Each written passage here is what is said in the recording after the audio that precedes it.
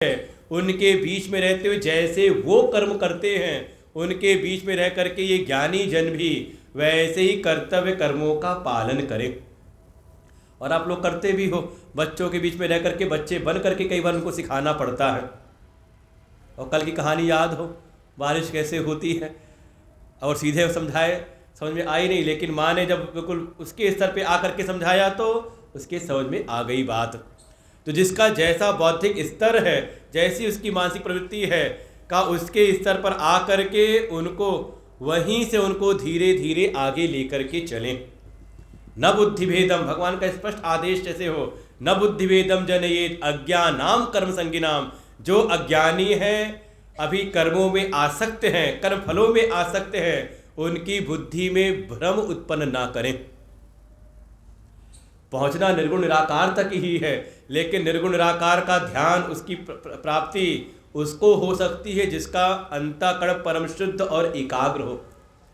जिसकी अभी वैसी स्थिति हुई ना हो, उसको सीधे अगर सगुण साकार से निकाल करके, नहीं ये कर्मकांड बेकार है, क्यों कर्मकांड में लगे हुए हो, ये पूजा पाठ से क्या होगा, क्यों लगे हुए हो, उसको वहाँ से निकाल के सीधे लगा दे अगर तो। जैसे बच्चे को बनाना तो डॉक्टर है, इंजीनियर है, लेकिन प्राइमरी स्कूल में दाखिला न कराएं तो, अक्षर का ज्ञान न कराएं उसको, शब्दों का ज्ञान उसको न हो तो पहुंच सकता है सीधे। भगवान कह रहे उनको जो जिस स्तर पर है, उनको उन्हीं के स्तर से धीरे धीरे उनके साथ उन्हीं कर्तव्य कर्मों करते हुए उनको शिक्षित करते उनको आगे बढ़ाएं। जोशे सर्वकर्माणि विद्वान युक्त समाचरण।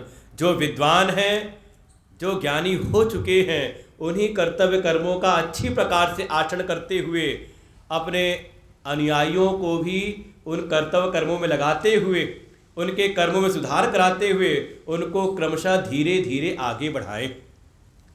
तो अंतर क्या है दोनों का? एक ही समाज में, एक ही संसार, उसी संसार में, उसी समाज में ज्ञानी भी रह रहा है और अज्ञानी भी रह रहा है। दोनों ही कर्तव्य कर्मों में लगे हुए हैं। तो अंतर क्या है, भेद कैसा है? तो कहा भेद बाहर का नहीं है, बल्कि भेद है उसके भीतर चित्त की जो स्थिति है, भीतर अनुभूति उसके कैसी है, उसका भेद है। बाहर से आप किसी को पहचान नहीं सकते कौन कितना ज्ञानी है और कौन अज्ञान में पड़ा हुआ है। तो दो श्लोकों के द्वारा दोनों का भेद दिखाया है कि इसी संसार में अज्ञानी भी कर्म कर रहा है, और कई बार कह भी सकते हो कि ज्ञानी कौन सा हमसे अलग है। जैसे हम खाते पीते हैं वैसे वो भी खाते पीते हैं, जैसे हम चलते फिरते वैसे वो भी चल फिर रहे हैं, जैसे हम कोई व्यवहार में लगे हुए, जैसा हमारे भीतर, ठीक है, हमारे भीतर हमारे विषय का ज्ञान है, तो जो ज्ञानी उनको अपने विषय का ज्ञान है। अंतर क्या है? हाँ, हो सकता है जैसे हम कभी बीमार पड़ते हैं, कोई महात्मा वो भी बीमार पड़ जाता है, जैसे हम मर रहे हैं ऐसे ही वो भी मर रहा है, शरीर तो सबका वैसी प्रतिक्रिया दिखा रहा है। तो अंतर कैसा है दोनों के बीच में, उसको दो श्लोकों के द्वारा दिखाया। वैसे एक संतों ने कहानी सुनाई, कोई महात्मा जी थे, किसी अपने भगत क्या आया करते थे, कभी 3 दिन रुके, कभी 1 हफ्ता रुक जाए, कभी 10 दिन रुक जाए, और रहते रहते जैसे एक होता है कि भक्त को कष्ट ना हो, एक उसकी सहजता बनी रहे, तो बहुत ही सहज स्वभाव से सरलता के साथ में व्यवहार में लगे रहते, कोई उनको परेशानी ना हो। ऐसे ही रहते रहते वो जो भगत था उसके मन में भी आ गया, अरे बस गुरुजी और हमें कोई ज़्यादा अंतर है नहीं, हम दोनों एक ही जैसे तो हैं। और धीरे धीरे वो व्यवहार में भी व्यक्त होने लगा, और गुरुजी समझ गए कि हाँ, चेलाराम के भीतर कोई भाव ऐसा आ रहा है। एक दिन गुरुजी ने कहा चलो शाम का समय कुछ टहल करके आते हैं। उसे कहा हाँ चलिए गुरुजी, चल के आते, टहलने चलते हैं। और टहलने निकल पड़े। चलते चलते आगे कोई जंगल सा था, वहाँ अंदर लेके चलने लगे। वो चेले ने कहा गुरुजी आगे बड़ा घना जंगल है। अरे चिंता ना करो, सब मेरा देखा हुआ है, मैंने यही जंगल में रह के तो तपस्या की है, आओ तुम्हें आज मैं अपनी कुटिया दिखाता हूँ। वो लेके चलते चलते अंदर गए। शाम का समय और सूरज ढलने लगा, धीरे धीरे अंधेरा बढ़ने लगा। उसको लगे डर, कहा गुरुजी अब ज़्यादा अंदर जाना ठीक नहीं, बहुत कितनी दूर है। उन्होंने कहा बस पास में ही चल, बस थोड़ी देर में 2-4 मिनट में पहुँच जाएंगे बस। वो जैसे तैसे लेके गए, अपनी कुटिया उटिया दिखाई, देख मैं यहाँ पर रहता था, यहाँ तपस्या मैंने की है, साधना की है। और तब तक करते करते बिल्कुल हो गया अंधेरा। वो चेले ने कहा गुरु चलिए वापस चलते हैं घर पे, भोजन तैयार हो गया होगा। वो गुरुजी ने कहा अरे इतने दिन तेरे यहाँ रहता हूँ, एक दिन तो मेरे यहाँ रुक जा। आज यहीं जंगल में रहते हैं आराम से, यहीं आज कुछ रोटी वोटी बनाते हैं देखो सामान वामान सब रखा हुआ है। वो जैसी ही सब बातें कही, वो चेला कहा नहीं नहीं आप ही रहो, मैं जा रहा हूँ। गुरुजी तो हट्टे कट्टे पकड़ लिया, अरे रुक ना, जा कहाँ रहा है, जैसे तू है वैसी मैं भी तो हूँ, जैसे मैं हूँ वैसे तू है, क्या अंतर है, इतने दिन में तेरे यहाँ रहा, एक दिन तू मेरा नहीं रह सकता। वो हाथ उड़ा के भागा, कहा नहीं आप अलग हो मैं अलग हूँ, आपकी स्थिति मेरी स्थिति है नहीं। वास्तव में जो अंतर है, जो भेद है, वो भीतर की स्थिति में है। चित्त किस जगह पर लगा हुआ है, अंदर की अनुभूति कैसी है। तो 2 श्लोकों में 27वें और 28वें में इसी संसार में अज्ञानी भी कर्म कर रहा है और इसी संसार में ही ज्ञानी भी कर्तव्य कर्मों में लगा हुआ है, लेकिन दोनों का ही करना बिल्कुल अलग है। 27वें श्लोक को हम फिर से पाठ करते हैं। प्रकृते क्रियमाणानि गुणै कर्माणि सर्वशः अहंकार विमूढ़ात्मा कर्ताहमिति मन्यते। प्रकृते क्रियमाणानि गुणै कर्माणि सर्वशः अहंकार विमूढ़ात्मा कर्ताहमिति मन्यते। जो अज्ञानी है, अज्ञान में पड़ा हुआ है, ऐसा जो प्राणी है जिसको बार बार कह रहे हैं कि अविद्वान आसक्त है, जो आसक्त है अविद्वान है, अज्ञानी है, उसका कर्म करना कैसे है। तो कहा ये संसार के जो भी कर्म हो रहे हैं, सर्वशः कर्माणि, सभी प्रकार के जो भी कर्म हैं, सर्वशः कर्माणि प्रकृति ही गुणै क्रियमाणानि। ऐसे समझे इस बात को कि सभी प्रकार के जो भी कर्म हैं, चाहे वो लौकिक हो और चाहे वैदिक हो, चाहे कोई समाज का व्यवहारिक कर्म कर रहा हो, व्यवहार के स्तर पे कोई लौकिक कर्म कर रहा है, और चाहे कोई वैदिक कर्म इत्यादि कर रहा हो, श्रुति स्मृति के अनुसार कोई कर्म कर रहा हो, सभी प्रकार के जो कर्म हैं वो प्रकृति के जो गुण हैं, सत्व रज और तम, इनके द्वारा जो उत्पन्न कार्यकरण का संघात है। प्रकृति के ही कार्य है 5 महाभूत और उनके द्वारा उत्पन्न 5 विषय, आकाश, वायु, अग्नि, जल और पृथ्वी। ये 5 महाभूत सब प्रकृति के 3 गुणों से उत्पन्न हुए हैं, और फिर इनके द्वारा उत्पन्न ही 5 विषय, शब्द, स्पर्श, रूप, रस और गंध। इसे कहा गया ये कार्य समुदाय है, और इन्हीं प्रकृति के गुणों से ही उत्पन्न हुए हैं करण। यही प्रकृति के जो 3 गुण हैं, सत्व रज और तम, इसके द्वारा ही उत्पन्न हुए हैं हमारा अंतःकरण, मन, बुद्धि, चित्त और अहंकार।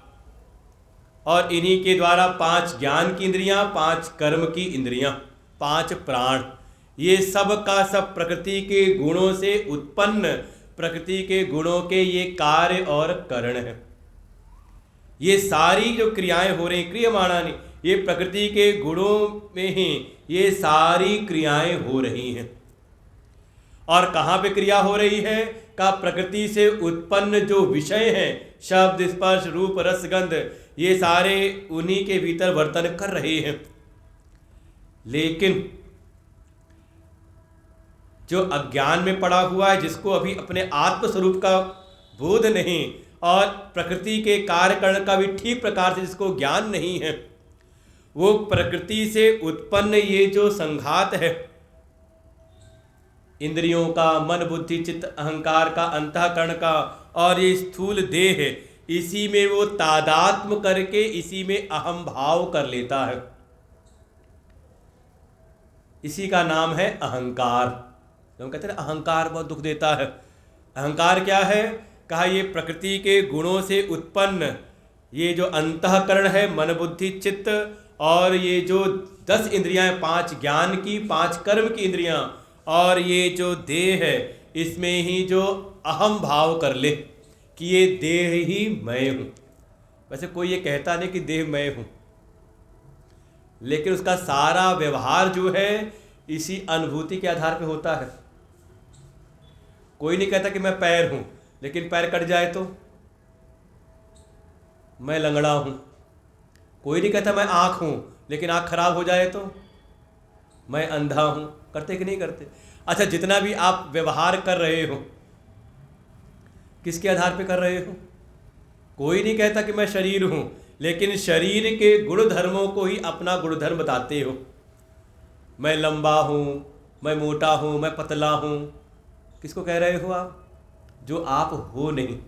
तो कोई कहीं ना कहीं भीतर इस शरीर में ही अहम भाव बन जाता है, जो मैं। अच्छा पूछे, अगर शरीर ही आप हो तो कौन सा शरीर? क्योंकि शरीर तो क्षण क्षण बदलता जा रहा है। कभी यही शैशव अवस्था में था, छोटा सा था, फिर दूध इत्यादि अन्न जल ग्रहण करते करते धीरे धीरे ये बड़ा हुआ। बाल अवस्था आई, फिर कौमार्य अवस्था आई, फिर युवा अवस्था आई, फिर आ गई वृद्धा अवस्था। तो कौन सा शरीर? बचपन वाला शरीर आप हो, या युवावस्था वाला, या वृद्धावस्था वाला? कौन सा शरीर आप हो? लेकिन अज्ञान की अवस्था में, अविचार की अवस्था में, जब तक प्राणी ठीक प्रकार से शास्त्रों का आधार लेकर के विचार नहीं करता, तब तक इस देह गेह में ही वो अहम भाव कर लेता है। इसी को कहा अहंकार। और इसी अहंकार के द्वारा ही मोहित वो कर दिया जाता है। इतना कि जरा सा कोई उंगली उठा दे हमारी तरफ, वो तिलमिला जाता है। एक बार की घटना, हमारे लखनऊ आश्रम में गुरुजी क्लास ले रहे थे वेदांत की। आत्मा ब्रह्म है, तुम आत्मा हो, तुम ही ब्रह्म हो, ऐसे सब वेदांत की कक्षा चल रही थी। और कक्षा पूरी होने का गुरुजी तो निकले बाहर, अपनी कुटिया की ओर जाने लगे। तब तक पीछे जो भगत लोग थे उसमें कुछ झगड़ा हो गया 2 लोगों के बीच में। आवाज़ कुछ ज़्यादा हुई तो गुरुजी ने सुना, वापस आ गए। वापस आए, पूछा क्या बात हो गई, इतना झगड़ा क्यों हो रहा है, किसके बीच में हो रहा है?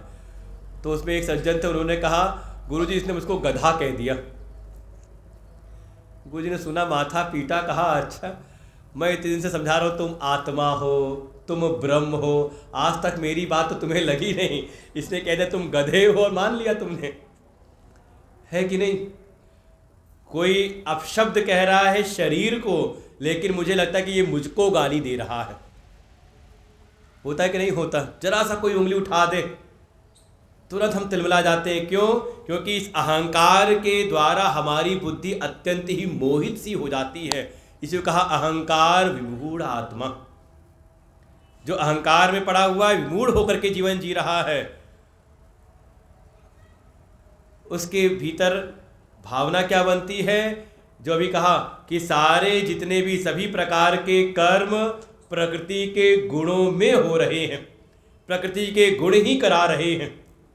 प्रकृति ही क्रियमाणानि, प्रकृति के गुण ही सारे कर्म करा रहे हैं। लेकिन इन प्रकृति के गुणों के द्वारा उत्पन्न कार्य करण में जो अहंकार अहम भाव किया हुआ है और उसके द्वारा ही मोहित सा हो रहा है, उसके भीतर आता है कि ये जो भी क्रियाएं हो रही हैं इसका कर्ता मैं हूँ। कर्ता अहम इति मन्यते। अब देखें अपने मन को, कोई भी काम हो जाए तो, और ख़ास तौर से कोई अगर अच्छा काम हो, कोई ऐसा कार्य हो जो जिसकी सब प्रशंसा कर रहे हों, तो सब उससे अपना नाता जोड़ते हैं। अरे मैंने तो किया है। किसी ने कहा आप तो वहाँ थे नहीं, तो कहा थे नहीं तो क्या हुआ, कराया तो मैंने ही है। कहे कौन सा, कब कराया आपने? कहा नहीं, जिसमें बैठक हुई, मीटिंग हो रही थी ना, सुझाव तो मेरा ही था। क्या है, कैसे भी हम अपना नाता उससे जोड़ते। ये जो भी हुआ है उसे भूल जाते हैं कि कोई भगवान भी कोई कराने वाले हैं, कोई परमात्मा की कोई शक्ति भी है। उसमें तो यही होता है कि हाँ जो किया कराया गया है वो मेरे द्वारा ही, मैंने ही किया है, मैं ही इसका करता हूँ।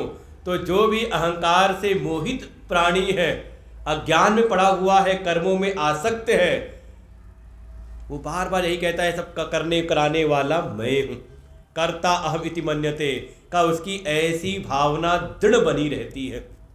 सारे कर्म जो हैं हो रहे हैं प्रकृति के गुणों के द्वारा, लेकिन अहंकार और विमूढ़ जो व्यक्ति है, जो अभी आत्मज्ञान में पड़ा हुआ है, उसको लगता है ये सारे क्रियाओं का कर्ता मैं हूँ।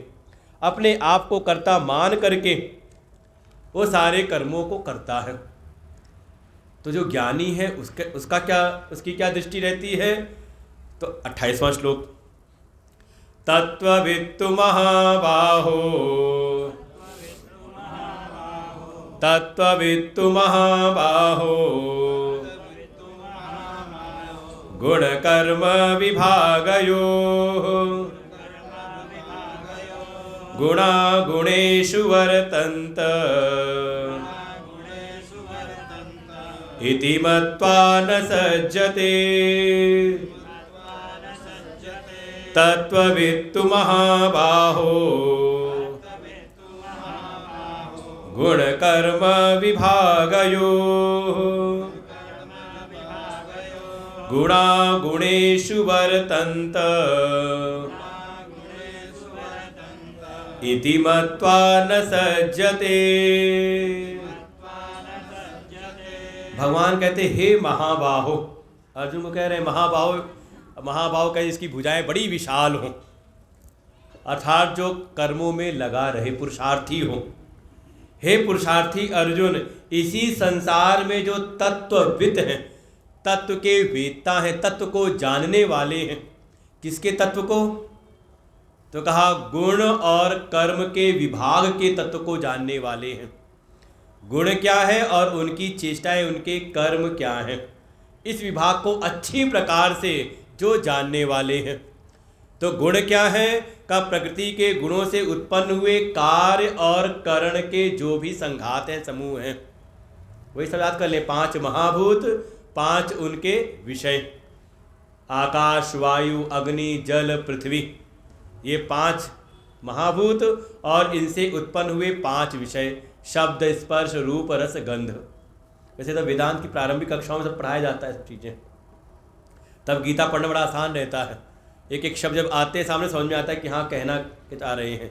नहीं तो गुण से तो कोई समझ ले, गुण एक होता है ना, कहते हैं बड़े गुणी हैं, ये समाज में खूब होता है। अपने मन से अगर बात को समझना शुरू कर दे तो वैसे ही विवाद होता है, जो आजकल खूब विवाद चल रहा है एक शब्द को लेकर के। कहा गुण के विभाग को, ये जो भी गुण हैं, गुण से उत्पन्न हुए 5 महाभूत, उनके 5 विषय और इन्हीं गुणों से उत्पन्न हुआ करण समुदाय, 5 ज्ञान इंद्रियां, 5 कर्म की इंद्रियां और अंतःकरण 5 प्राण, ये सब गुणों से उत्पन्न हैं और इनके कर्म के विभाग को, अर्थात ये प्रत्येक जो इंद्रियां हैं इनकी चेष्टाओं को, कि अगर नेत्र अगर जाएगा तो किस में जाएगा? केवल रूप में ही। रूप का अगर ज्ञान होगा तो नेत्र के द्वारा ही होगा, शब्द का ज्ञान होगा तो श्रोत्र इंद्रिय के द्वारा ही होगा, अगर सर्दी गर्मी स्पर्श का अनुभव होगा तो त्वचा के द्वारा ही होगा। ऐसे प्रत्येक इंद्रियों का अगर कोई गमन करेगा तो पैरों के द्वारा ही, वस्तु को कोई ग्रहण करेगा तो हाथ के द्वारा ही। ऐसे प्रत्येक इंद्रियों की चेष्टाओं को अगर कोई मनन करेगा, चिंतन करेगा तो मन के द्वारा ही। अगर कोई निश्चय करता है तो उसमें साधन बनती बुद्धि, बुद्धि को कहा गया निश्चयात्मिका बुद्धि। ये सब के सब सारी इंद्रियों के चेष्टाओं को जो अच्छी प्रकार से जानता है, गुणों को, गुण से उत्पन्न कार्यकरण समुदाय और इन सभी कार्यकरण समुदाय की चेष्टाओं को जिसने अच्छी प्रकार से जान लिया है, जो जानने वाला है, इसको तत्ववेत्ता जो है, गुण कर्म के विभाग का जो तत्ववेत्ता है, वो भी जब संसार में क्रियाओं में लगा रहता है तो करते हुए उसके भीतर ऐसी मान्यता रहती है कि गुणा गुणेषु वर्तन्ते, कि गुण ही गुण में वर्तन कर रहे हैं। ये जो इंद्रिय आदि जो करण दिखाई दे रहे हैं, जो क्रिया करते हुए दिखाई दे रहे हैं, ये सब गुणों से ही उत्पन्न हुए हैं और जिनमें इनका वर्तन हो रहा है, ये इंद्रियां जिस विषयों में जा रही हैं वो विषय भी प्रकृति के गुणों से ही उत्पन्न है, ऐसी उनकी दृष्टि बनी रहती है। वो सारे कर्म करते हुए उनसे तटस्थ भाव उनका बना रहता है कि मैं करने वाला नहीं हूँ, बल्कि प्रकृति के गुण ही गुणों में वर्तन कर रहे हैं। इति मत्वा, ऐसी उनकी मान्यता होती है, ऐसा मान करके। लेकिन मानते किस आधार पे हैं? का गुण कर्म के विभाग को जान करके। देखिए, दो विधा होती है हमारे यहाँ अध्यात्म के मार्ग में। एक कहते भक्ति का मार्ग है और एक है ज्ञान का मार्ग। क्या अंतर है दोनों में? मानस में जाएंगे तो गोस्वामी जी कह देंगे, भगत ज्ञान ही भगत ही नहीं कछु भेदा, उभय हरई भव संभव खेदा। दोनों में कोई भेद नहीं, दोनों ही भव सागर को मिटाने वाले हैं, हर प्रकार के संशय संदेहों का निवारण करने वाले हैं। अंतर क्या है? थोड़ा सा अगर देखें, समझने का प्रयास करें। देखें, भक्ति में होता है समर्पण की प्रबलता होती है। वहाँ जो प्राणी है, जो भक्त है, वो पहले जिसके शरणागत है उनकी बातों को मान लेता है। हाँ, गुरु जी कह रहे हैं तो बिल्कुल ठीक। जैसे छोटा बच्चा हो, माता पिता ने कह दिया उधर मत जाना, तो बच्चा नहीं जाता जल्दी। माता पिता ने कह दिया उसको मत छूना, तो मान लेता है, और मान लेता है तो कुछ दिन देखते देखते जान भी लेता है। तो जहाँ भक्ति वहाँ समर्पण की प्रबलता से कहा, वो पहले श्रेष्ठ महापुरुषों के द्वारा जो कहा गया जो उपदेश है उसको मान लेता है, और मान करके एक दिन उसको जान भी लेता है, अपना अनुभव भी कर लेता है। एक तरीका ये समझ लो, मान के जानने वाले जो हैं वो समझ लो भक्ति के मार्ग वाले हैं। लेकिन कुछ ऐसे होते जल्दी मानते नहीं किसी की। ऐसे कैसे मान ले? बुद्धि विवेक जगा हुआ है तो कहा नहीं, पहले हम जानेंगे अच्छी प्रकार से। माता पिता ने कहा उधर मत जाना, बच्चे ने कहा क्यों नहीं जाना, पहले उधर ही जाएंगे। अब गया, वहाँ जा करके जब समस्या मिली तो कहा, जान लिया कि हाँ माता पिता ने सही कहा था, यहाँ नहीं जाना चाहिए था, ये काम नहीं करना चाहिए था। जान लिया तो जान करके फिर वो उस बात को भविष्य के लिए मान लेता है। और जानने के बाद भी ना माने तो ना तो किसी बड़े की बात माने, ना अपने अनुभव से जाने तो उसके लिए भगवान बार बार कहते हैं वो विमूढ़ है, महामूर्ख है, फिर उसका उद्धार फिर कोई कर नहीं सकता। ज्ञान के मार्ग में प्राणी पहले उसको बुद्धि विवेक अपने तर्कों के द्वारा, विवेक के द्वारा पहले उसको जानता है, और जब जान लिया तो स्वतः ही उस सारे सिद्धांतों को फिर मान लेता है। तो वही जो तत्व के वेत्ता जो हैं, इन गुण कर्म के विभाग को अच्छी प्रकार से इनके तत्व को जान करके वो जब कोई क्रिया होती है तो जान लेते हैं, गुणा गुणेषु वर्तन्ते, गुण ही गुण में वर्तन कर रहे हैं। इसलिए ऐसा मान करके न सज्जते, वो किसी भी कर्म में और ना ही किसी कर्म के फल में किसी प्रकार की उनकी आसक्ति नहीं होती। सब कुछ करके भी का उन सब से बिल्कुल तटस्थ रहते हैं, अपने निष्क्रिय आत्म स्वरूप में उनकी स्थिति हो जाती है। मुझ में कोई क्रिया नहीं, ना कोई चेष्टा, ना कोई क्रिया, मैं ऐसा वो आत्म स्वरूप हूँ। जो सारी क्रियाएं हैं कहा वो हो रही हैं गुणों में ही, प्रकृति में ही। और वास्तव में देखा जाए तो सही प्रकार से अगर आप जाएंगे वेदांत के मार्ग में आगे तो वही आएगा, भगवान कुछ नहीं करते। जो पर ब्रह्म है वो निष्क्रिय, उनसे कुछ भी नहीं होता, कोई क्रिया नहीं होती। तो कहो फिर क्यों हम पूजा करें उनकी, क्यों मनाएं उनको? कहा बस यही कि उनकी सत्ता के बारे में कुछ होता भी नहीं, वो केवल सत्ता स्वरूप हैं। जो भी सारी क्रियाएं हो रही हैं वो हो रही हैं प्रकृति के द्वारा। भगवान की जो प्रकृति है, माया है, वो सारे प्रपंच को रचती है, भगवान नहीं। हाँ, भगवान की सत्ता को प्राप्त पा करके आप चाहे जिस ग्रंथ में जाओ अंतिम में सार यही निकलेगा आखिर में। वो बचपने वाली बातें हैं कि सब करने कराने वाले परमात्मा है। गीता जी में 5वें अध्याय में जाओ भगवान खुद ही कह देंगे। इस बात को समझना पड़ता है, उन रहस्यों को। बिल्कुल जो ज्ञानी है उसकी तरह रहता है, सब कुछ करते हुए भी उसके भीतर कभी भी अहम भाव नहीं आता। अरे ये बात तो कई बार आप लोग व्यवहार में भी कह देते हो। थोड़ा अगर भक्ति भावना वाले हो तो भगवान के प्रति समर्पण भाव है कि आपके द्वारा कोई श्रेष्ठ कार्य हुआ, लोग आके प्रशंसा करते हैं, अरे आपने बड़ा अच्छा काम किया। तो कोई सज्जन स्वभाव का हो तो तुरंत प्रत्युत्तर देता है, हम कौन है करने वाले, सब कराने वाले परमात्मा है। बस ये है कि ये वृत्ति हमेशा बनी रहे, ऐसा ना हो कि वहाँ तो कह दिया कि सब करने कराने वाले परमात्मा हैं और बाद में हो सकता है ये चीज़ें कि ऊपर से हम कुछ और बात कहें और मन के भीतर धारणा बना के कुछ और रखे, हम ना करते तो कौन करता।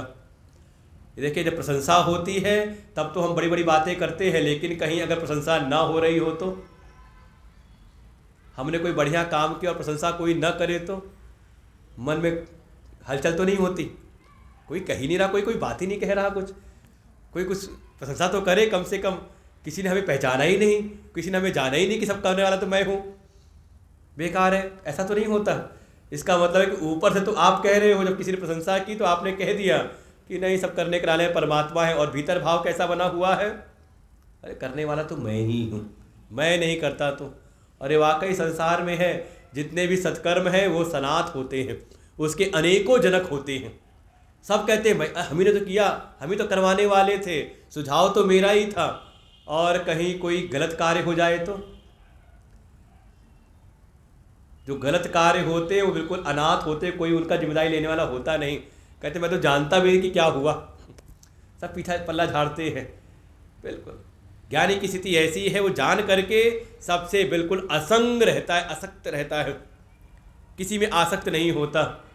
इसलिए फिर पुनः कहते हैं, ऐसे जो ज्ञानी हो चुके हैं वो जब अज्ञानियों के बीच में जाएं तो उनकी बुद्धि में भेद उत्पन्न ना करें, भ्रम उत्पन्न ना करें। पुनः इस बात को समझाते हैं 29वें में, प्रकृति गुण सम्मूढ़ा सज्जन्ते गुण कर्मसु तान कृष्ण विदो मंदान कृष्ण भिन्न विचालयेत। प्रकृति गुण सम्मूढ़ा सज्जन्ते गुण कर्मसु तान कृष्ण विदो मंदान अग्रे कृष्ण भिन्न विचालयेत। कृष्ण भिन्न विचालयेत।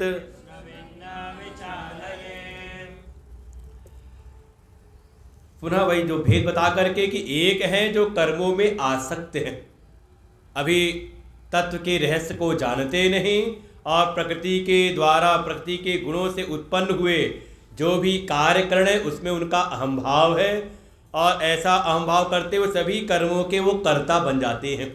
करने वाला मैं हूँ, कर्ता अहम इति मन्यते। ऐसे जो प्रकृति के गुणों से जो सम्मोहित हो रहे हैं, प्रकृति गुण सम्मूढ़ा, प्रकृति के गुणों में जो मोहित हैं, जिनको ठीक प्रकार से इसका बोध है नहीं, और परिणाम जब मोहित हो रहे हैं तो सज्जनते गुण कर्मसु, फिर वो उन गुणों के द्वारा जो कर्म हो रहे हैं उनमें आसक्त हो जाते हैं कि मैं करने वाला मैं हूँ, कर्तापन उनके भीतर रहता है। तो ऐसे जो प्रकृति के गुणों से सम्मोहित हो रहे हैं और प्रकृति के गुणों से उत्पन्न होने वाले कर्मों में जो आसक्त है, जिनका कर्तापन बना हुआ है, कर्म और उसके फलों में जो अच्छी प्रकार से आसक्त हैं, ऐसे तान उन अकृष्णविद जो अभी सही प्रकार से सभी चीज़ों को नहीं जानते हैं, अकृष्णविद जो अच्छी प्रकार से जिनकी समझ अभी ठीक हुई नहीं है, मंदान जो अभी मंद बुद्धि वाले हैं, उनकी बुद्धि अभी उतनी विवेकी हुई नहीं कि वो तत्व को और गुणों को अलग अलग समझ सकें। ऐसे जो मंद बुद्धि वाले हैं, जिनकी अभी समझ पूरी तरह से तैयार हुई नहीं है, ऐसे लोगों को कृष्ण भिन्न जो ठीक प्रकार से सब जान गए हैं, न विचालित उनको विचलित न करें। समझ आई बात? वो पुनः वही जो था लोक संग्रह वाली जो चर्चा थी कि जो इस ज्ञान को धारण कर चुके हैं, जब वो जन सामान्य के बीच में जाएं तो तो अधिकारी को देख करके, कैसा सामने पात्र है, पात्र को देख करके उसको उपदेश करें। सबके साथ बहस मत करने लग जाओ। बढ़िया सत्संग सुना हमने, गीता का सत्संग सुनने वाले, और जिसने अभी गीता का शुरुआत भी ना देखी हो, हाँ वो कैलेंडर में छपता है ना, क्या लेकर आए थे, क्या लेकर जाओगे, ये सब फालतू का ज्ञान है। गीता जी में कोई कहते कि ढूंढ के दिखाओ, तो कई बार लोग मैसेज करते हैं गीता जी में ऐसा लिखा हुआ है, हम पढ़ते हैं उसका फिर लिख के भेजते कौन से अध्याय में है ये बताओ, कौन से श्लोक में है, कोई श्लोक हो बताओ, 700 श्लोक हैं बताओ, तो जवाब आता नहीं, कुछ भी नहीं। कम से कम पहले हम अपने शास्त्रों को अच्छी प्रकार से जाने, तो न शास्त्र की हम भाषा को जाने, न शास्त्रों के रहस्यों को जाने, और ना ही हमने शास्त्रों को पढ़ा ठीक प्रकार से, और पढ़ने की विधि स्वयं नहीं है। तबीयत खराब हो जाए आपकी और जाओ किसी डॉक्टर के पास में, और कोई डिग्री ना हो उसके पास, कराओगे इलाज? क्यों? वो कहे नहीं नहीं मुझको बहुत अनुभव है, बड़े बड़े डॉक्टरों के साथ रहा हूं। आप पूछो कहीं पढ़ाई लिखाई की आपने डॉक्टरी की? कहा नहीं डॉक्टरी पढ़ी तो नहीं हमने, स्कूल मेडिकल कॉलेज तो नहीं गए हम, लेकिन पूरा अनुभव है हमारे। जाओगे कराओगे इलाज? कहोगे भगवान बचाए, बच के आओगे ना। ऐसे हर एक विषय में हम विशेषज्ञ ढूंढते हैं। अगर उस विषय का ज्ञान प्राप्त करना हो तो उनके विशेषज्ञों के पास जाना पड़ता है, संप्रदाय में जाकर के दीक्षित होना पड़ता है। अगर आपको डॉक्टर बनना है तो मेडिकल कॉलेज में जाना पड़ता है, वहाँ जाके दाखिला लेना पड़ता है, मतलब वहाँ दीक्षित होना मतलब दाखिला लेना पड़ता है। आपको इंजीनियरिंग सीखनी हो तो उसके भी विद्यालय में जाकर आपको कॉलेज में जाके दाखिला लेना पड़ता है। ऐसे ही शास्त्रों पर अगर व्याख्यान करना हो तो किसी गुरुकुल में दीक्षित हुए, कहीं जा करके सेवा करके ज्ञान की प्राप्ति की, कहा नहीं बाजार से किताब लाए थे पढ़ के सीख गए हम सब, तो उसका ज्ञान बिल्कुल वैसा ही है जैसे बाजार में मिलने वाली एक किताब 50 दिन में डॉक्टर कैसे बने, वो पढ़ के कोई डॉक्टर बन जाए। देखी नहीं कभी किताब ऐसी? रेलवे स्टेशन में खूब मिलती हैं, 5 दिन में कोई भी काम है वहाँ पे दिखाते हैं, उसमें ऐसा होता है कि 30 दिन में ये काम सीख लें, 30 दिन में ये कार सीख लें, पढ़ के बन सकता है कोई डॉक्टर 30 दिन में पढ़ करके। ऐसे ही बिल्कुल किसी के साथ भी भगवान यही कह रहे हैं, जो ज्ञानी हो चुके हैं वो जाके किसी के सामने भी अपना ज्ञान न बघारने लगे। होगा क्या, या तो उसकी बुद्धि में भ्रम उत्पन्न होगा, या कोई कुतर्की होगा तो उल्टा आपके मन में भ्रम डाल देगा। दोनों संभावनाएं हैं। अगर ठीक प्रकार से अभी अगर आपको निष्ठा नहीं है और आप चले गए जिनको इसका ज्ञान ही नहीं, जिसने इस विषय को समझा ही नहीं, या तो उसके मन में भ्रम उत्पन्न होगा, और कहीं मान लो वो कुतर्की ज़्यादा आपसे बड़ा कुतर्की हो तो आप गए थे उसको समझाने के लिए, उल्टा वही आपको समझा करके बदल देता है कि नहीं होता। दोनों संभावनाएं हैं।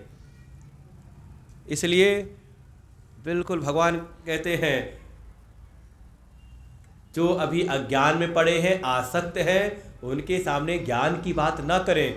और कोई अगर मान लो भी संसार के कार्यों में है तो क्रमशः उसको अगर अच्छे मार्ग पे लगाना है, भगवत भक्ति के मार्ग में लगाना है, तो तरीका होता है सकाम भाव से लगा दो। अरे जब यही चाहिए तो भगवान की भक्ति कर लो, भगवान के आश्रित हो जाओ तो काम आसान हो जाएगा। वही जब धीरे सकाम भाव से लग जाता है तो करते करते जब फल की प्राप्ति होती है, सकाम भाव से भगवत आश्रय का भाव ये है कि वास्तव में कर्म में सफलता तो मिलती मिलती, एक बल प्राप्त होता है। और मान लो सफलता मिलने लगे तो धीरे धीरे सकाम भाव से जिसको लगाया था उसी की वजह कहते हैं अरे भगवान से मांगना का, जब वो सब चीज़ पूरी कर ही रहे हैं तो मांगना क्या। तो वही सकाम भाव वाले को निष्काम भाव से क्रमशः लगाते हैं, और फिर धीरे धीरे जब उसका हृदय शुद्ध हुआ, अंतःकरण शुद्ध हो गया, तब उसको तत्व का ज्ञान उसको दिया जाता है क्रमशः धीरे धीरे। जैसे किसी के पैर में चोट लग जाए तो डॉक्टर ने प्लास्टर चढ़ा दिया कुछ दिन, तो कुछ दिन तो आराम किया, और फिर जब प्लास्टर खुला तो सीधे नहीं उसको दौड़ लगवाते हैं, कुछ दिन के लिए उसको वॉकर दे दिया जाएगा, कुछ दिन वॉकर पकड़ के चलो। चलते चलते अब ताकत उसमें आने लगी तो धीरे धीरे उसको फिर स्वतंत्र रूप से चलना सिखाया जाएगा, और फिर जब ताकत अच्छी आ गई, बिल्कुल ठीक ठाक हो गया, तो कहेंगे अब तू दौड़ भी लगा ले, लेकिन पहले दिन ही प्लास्टर खुलते कहते चल अब दौड़ लगा, प्लास्टर खुल गया, क्या होगा? कहीं दोबारा प्लास्टर न चढ़ाना पड़ जाए। तो बिल्कुल यही भगवान ये बात यही कह रहे हैं कि जो ज्ञानी हो चुके हैं वो अभी जिनका बौद्धिक स्तर वैसा है नहीं, उनके बुद्धि में भेद उत्पन्न ना करें, भ्रम उत्पन्न ना करें। वो जहाँ पर हैं उनको वहीं से क्रमशः लेकर के चलें। और ऐसा करते हुए भगवान अब 30वें श्लोक में पुनः कर्म योग के सिद्धांत को निष्पादित करते हैं, उसका बिल्कुल उपसंहार रूप में, जैसे अब यहाँ पर विषय को पूरा कर रहे हैं। आप समझे, जो आपके जो कर्मयोग के मूल सिद्धांत थे 7वें श्लोक में, फिर उसके बाद उसी को 8वें में, फिर 9वें में 3 श्लोक पहले कहे थे, फिर 19वें श्लोक में जो बात कही थी, इन सारे श्लोकों का जैसे भगवान सार रूप में उपसंहार कर रहे हैं। 7वें में था यस्तु इंद्रियाणि मनसा नियम्यारभते अर्जुन कर्मेंद्रिय ही कर्मयोगम असक्तः स विशिष्यते। फिर 8वें में था नियतम कुरु कर्मत्वम कर्म जायो ह्य कर्मणः। और फिर 9वें में तो स्पष्ट कहा यज्ञार्थात् कर्मणोन्यत्र। जो भगवान ने कहा था यज्ञार्थ भाव से अपने कर्मों को करो, यही तुम्हें कर्म के बंधनों से पार होने का साधन बन जाएगा। भगवान इन सब का ही बिल्कुल सार करते हुए उपसंहार करते हैं 30वें श्लोक में। और यहाँ समझ लें कर्मयोग का जो निष्पादन भगवान यहाँ पर पूरा करते हैं। इसके बाद का जो विषय है वो इन साधनों में आने वाले विघ्न क्या हैं, बाधाएं क्या हैं और उन बाधाओं का निवारण क्या है, वो विषय आएगा। लेकिन कर्मयोग का बिल्कुल अंतिम निष्कर्ष भगवान देते हैं। मयि सर्वाणि कर्माणि सन्न्यस्याध्यात्मचेतसा सन्न्यस्याध्यात्मचेतसा निराशीर्निर्ममो भूत्वा युद्धस्व विगतज्वरः मयि सर्वाणि कर्माणि सन्न्यस्याध्यात्मचेतसा निराशीर्निर्ममो भूत्वा युद्धस्व विगतज्वरः।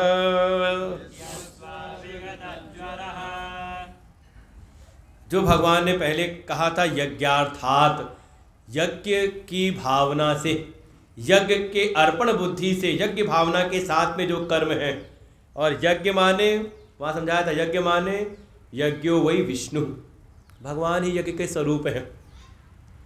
उसको भगवान यहाँ सीधे कहते मई, मई सर्वाणी, सारे कर्मों को मुझ में ही संन्यस्त कर दो। मई, मई माने मुझ में ही।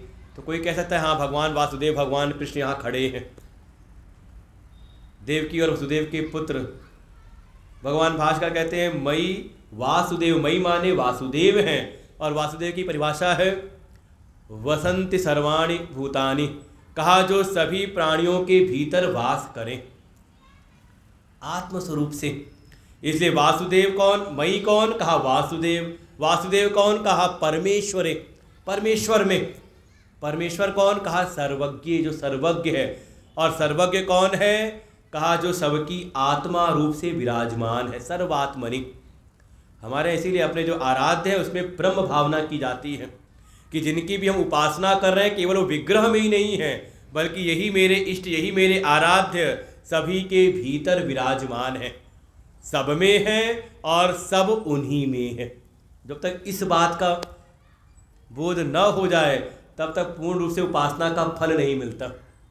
अगर आपने केवल एक विग्रह में सीमित करके उनको माना तो वैसे ही भगवान सीमित होकर फिर आपकी कामनाओं की पूर्ति करते हैं। लेकिन जो इस आराधना के मार्ग से, इस उपासना के मार्ग से इस अनुभूति को कर ले कि जिनकी मैं उपासना कर रहा हूँ यही सर्वात्मा रूप से सबके भीतर विराजमान है और सब उन्हीं में है, ऐसे भगवान कह रहे मुझ में मई सर्वाणि, सभी कर्मों को, सर्वाणि कर्माणि सन्न्यस्य, मुझ में ही अर्पण कर दे, मेरे लिए ही त्याग कर दे। कि मैं जो भी कर रहा हूँ बिल्कुल इस विवेक बुद्धि के साथ में भगवान के लिए कर रहा हूँ। और भगवान भाष्यकार तो बड़ा अच्छा इसको कहते हैं अध्यात्म चेतसा, जो शब्द है कि जो हमें संन्यस्त करना है, त्याग करना है, तो कैसे करना है का विवेक बुद्धि के साथ में, समझ के साथ में। बुद्धि विवेक जगा हुआ हो, बेहोशी में नहीं कि बेहोशी में चलो हो गया सो हो गया भगवान को अर्पण कर दे, का हमेशा सजग रहते हुए विवेक बुद्धि के साथ किए गए सभी जो कर्म है उसको भगवान में ही समर्पण कर दे। कैसे? तो कहा विवेक बुद्धिया अहम कर्ता ईश्वराय भृत्यवत करोमि इति अन्या बुद्धि। ऐसी बुद्धि रहे कि मैं जो भी कर रहा हूँ भगवान के सेवक के रूप में भगवान के लिए अर्पण भाव से कर रहा हूँ। ये वरदान मांगा एक महात्मा जी ने। भगवान पहुँचे उनके पास में, क्या चाहिए? तो कहते बस ऐसा अभिमान बना रहे, ये मान सदैव बना रहे कि आप मेरे स्वामी हैं और मैं आपका सेवक हूँ। अस अभिमान जाहि जनि भोरे, मैं सेवक रघुपति पति मोरे। तो तीसरी ऋषि का सुंदर अरण्य कांड में, मानस में, बिल्कुल हमेशा ये मान बना रहे कि मैं जो भी कर रहा हूँ भगवान के लिए कर रहा हूँ। हमारी बुद्धि कैसी है? जो मिल जाए सामने, तेरे लिए तो कर रहा हूँ, तेरे लिए तो कर रहा हूँ। और कह क्यों रहे? बदले के कहीं ना कहीं प्रत्युपकार की भावना बनी रहती है। तेरे लिए कर रहा हूँ तो फल कौन देगा? मैंने तेरे लिए किया तो तुझको भी मेरे लिए करना पड़ेगा। और जबरदस्ती, और यही कलह का कारण है पूरे। अगर आप विचार कर ले, कोई और कारण है नहीं। हम बस यही दे दे के इसके लिए मैंने इतना किया, इसके लिए इतना किया, और कोई मेरे लिए नहीं करता। कारण क्या है दुख का? अपेक्षा हम करते संसार से। भावना ये रहे कि हम जो भी कर रहे हैं ये भगवान ने जो हमें कर्तव्य दिए, जो हमें दायित्व दिए हैं, सब हम भगवान के लिए, भगवान का विधान है। भगवान ने जो धर्म का विधान बनाया, कर्तव्य का विधान बनाया है, उसको आधार बना करके कर्तव्य बुद्धि से भगवान के लिए मैं कर रहा हूं कि नहीं। अरे हम कहें परिवार में ही कोई अगर कुछ करे तो कोई हो कि नहीं अपने लिए करे, और कोई हो कि नहीं परिवार के उद्देश्य के लिए करे, तो अंतर है कि नहीं। कोई ऐसा होता है परिवार रहे साथ या टूटे कोई मतलब, ये अपना काम अपनी बात होनी चाहिए। और कोई ऐसा होता है कि परिवार संगठित रहे, उसके लिए बार बार अपने विचारों का त्याग कर देता है। होता है कि नहीं? पुराने लोग जितने भी हों, सब पुराने ही लोग हों, करते कि नहीं करते? जगह जगह कहीं ना कहीं हम झुक जाते हैं, अपने विचारों को किनारे कर देते हैं, झुक जाते हैं, समर्पण कर देते हैं। किस लिए? परिवार संगठित रहे। ऐसे ही समाज में समझें, पूरे विश्व में समझें, और ऐसे ही हर जगह सब में परमात्मा का भाव करते हुए। कोई किसी के दबाव में नहीं झुक रहे, किसी डर के नहीं झुक रहे। इसलिए कह दिया विवेक बुद्धिया संन्यास अध्यात्म चेतसा, अध्यात्म चेतसा होकर के, आध्यात्मिक व्यक्ति बन करके कि सब में परमात्मा का वास है, ऐसे बुद्धि के साथ में किसी से डर करके नहीं झुक रहे। आध्यात्मिक व्यक्ति फिर निडर हो जाता है, समझे इस बात को। अकड़ता नहीं, लेकिन वो निर्भयता उसके भीतर रहती है। इसी में आएगा विगत जो रहा, उसके भीतर किसी प्रकार का कोई कंपन नहीं होता। डर करके नहीं है, किसी लोभ के कारण नहीं झुक रहा। नहीं तो झुकता हुआ व्यक्ति ये भी दिखाई देता था कि लोभ के कारण झुक रहा हो, अपना काम बन जाए यहाँ पर, तो झुक जाता है, झुकते ही है लोग। इसलिए शब्द यहाँ पर रखा है अध्यात्म चेतसा, अपने चित्त को आध्यात्मिक चित्त बना करके सदैव ये भाव रहे कि परमात्मा ही सर्वरूप में विराजमान है। और ऐसा मानते हुए जो भी मेरा कर्तव्य है उसको मैं अच्छी प्रकार से करूं, भगवान को अर्पण करके, कि करने कराने वाले परमात्मा और देने वाले भी वही हैं। किसी का यहाँ बस चलता नहीं। हम पहले ही कह चुके हैं, कुछ भी आप यहाँ पर चयन करने के अधिकारी नहीं हो। जो भी मिल रहा है आप उसको स्वीकार कर सकते हो। इसी में आपका अधिकार क्षेत्र है कि कुछ हम अपना चाहा हुआ यहाँ पे चयन कर लें, ऐसा लगता नहीं। जैसी आपकी पात्रता होगी, योग्यता होगी, उसके अनुरूप ही आपको फल की प्राप्ति होती है। इसलिए ऐसे आध्यात्मिक चित्त के द्वारा, विवेक बुद्धि के द्वारा ये भावना बनी रहे कि मैं जो भी कर रहा हूँ परमात्मा के लिए कर रहा हूँ। उनके लिए अपने समस्त कर्मों को अर्पण करके ऐसी बुद्धि से करें और करते हुए 3 चीज़ों से मुक्त हो जाए, तभी होगा ये कर्मयोग की साधना में कहते हैं 3 ये बाधाएं शुरुआती दौर पे आती हैं। कौन सी? पहली है संसार में आशा। जब अर्पण कर दिया भगवान को तो आशा कहाँ बननी चाहिए? भगवान से। लेकिन हम संसार में ही आशा बना के, तेरे लिए मैंने ऐसा किया है तो, अच्छा बच्चे को पाला पोसा है तो, किस लिए? बुढ़ापे की लाठी बनेगा। अब पता नहीं कौन सी लाठी। क्या हुआ? आशा बना के किया ना। फिर कहीं ना कहीं क्यों कर रहे हैं? ममता के कारण कर रहे हैं। मेरा है तो कर रहे हैं, और मेरा ना हो तो हमें क्या पड़ी है करने की? है कि नहीं? ये जो बार बार आ रहा था मुक्त संग समाचर, तो ये मुक्त संग और सम्यक आचरण करने में ये 3 बाधाएं हैं। एक तो फल की आशा, किसी से अपेक्षा बना करके। दूसरा ममत्व भाव बना करके, जहाँ ममता का दायरा दिखाई दिया वहाँ तो हमने किया, और जहाँ ममत्व नहीं दिखाई दिया, जहाँ ममता थी वहाँ तो हमने खूब बढ़िया बातें कही। अपना बच्चा है तो कहते भगवान का रूप है ना, और नौकरानी का बच्चा है तो क्यों? अंतर होता है कि नहीं होता? भेदभाव ना। भाई बच्चा जो भी है भगवान का रूप है, और भगवान का रूप भी किस कारण से? भगवान ही नहीं है। निश्चलता जो उसके भीतर है, अभी दुनियादारी उसके भीतर नहीं आई है, निश्चल भाव है, इसलिए हम कहते हैं भगवान के जैसे है। तो अपना ही बच्चा है केवल, नौकरानी का बच्चा उसके प्रति क्यों नहीं आती? वो कई बार भगत लोग आते हैं ना हमारे आश्रमों में, तो वहाँ गुरुकुल है, छोटे छोटे बच्चे हैं, तो कई बार लोग आते हैं, कहते हैं बिल्कुल तुम हमारे पोते के जैसे हो, पूरे हमारे नाती के जैसे हो। तो बच्चे बताते हैं, तो मैं कहता हूँ जब अगली बार कहें ना अम्मा, वो ऐसे कोई आगे कहे ठीक है हमारा पढ़ाई लिखाई खर्चा आप उठाया करो। है कि नहीं? अंतर है कि नहीं? हम करते तो हैं।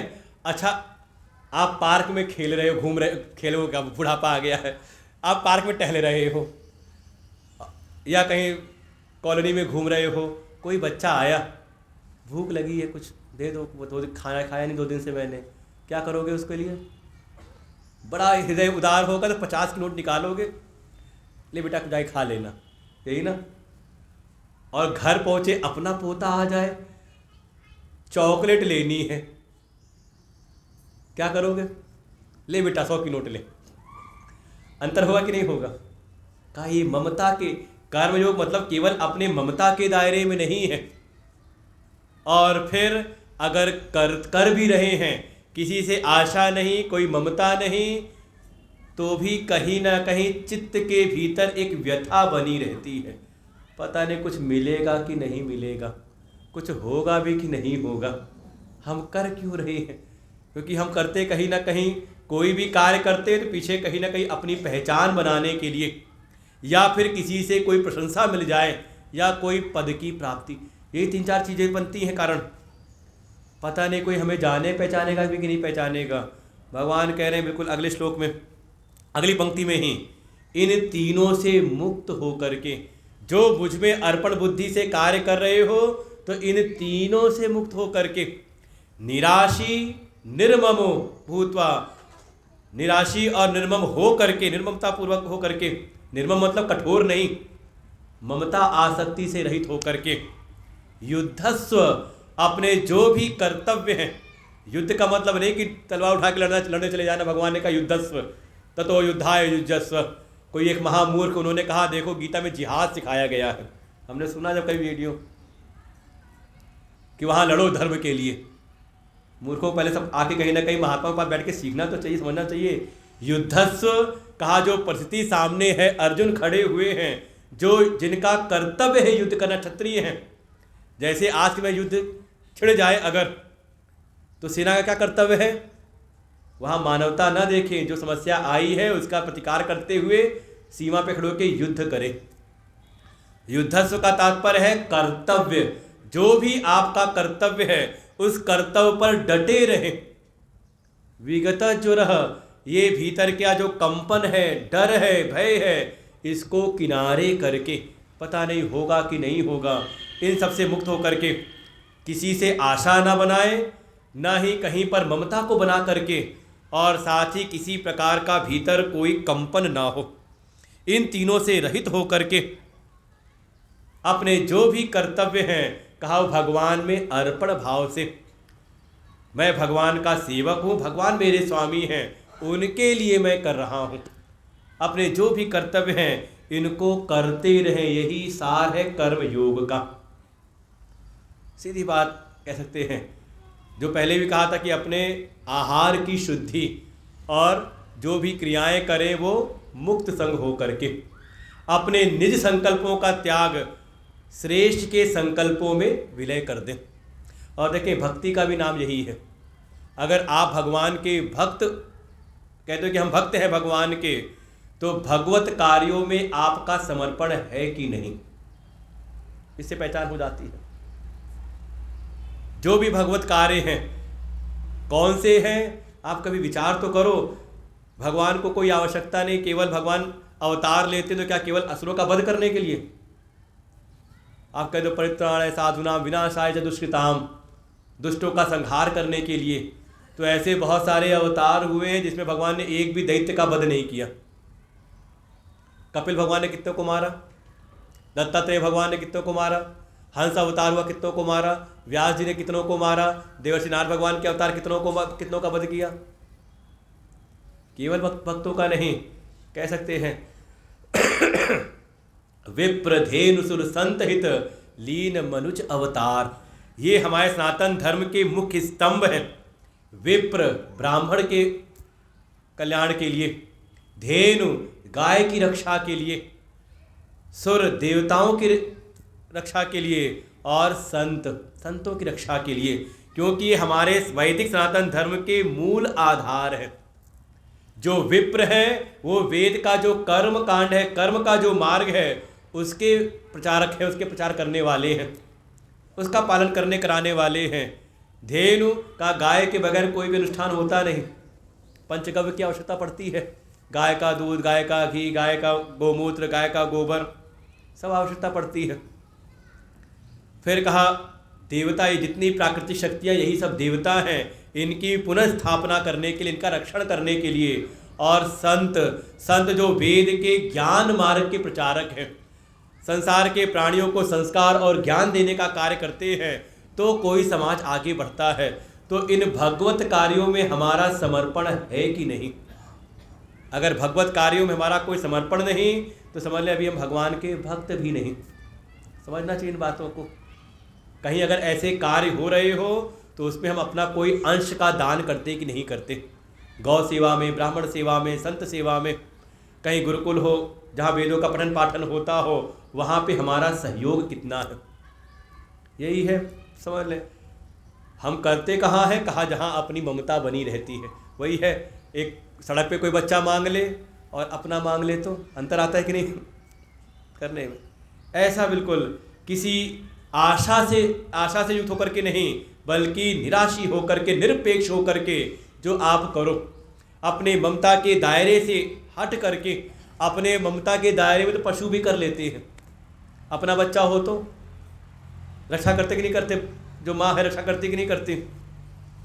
लेकिन अपने दायरे से, ममता के दायरे से मुक्त हो करके और करते हुए किसी प्रकार का मन में कोई कंपन ना हो, ये भय ना हो, आशंका ना हो कि पता नहीं कुछ मिलेगा कि नहीं मिलेगा।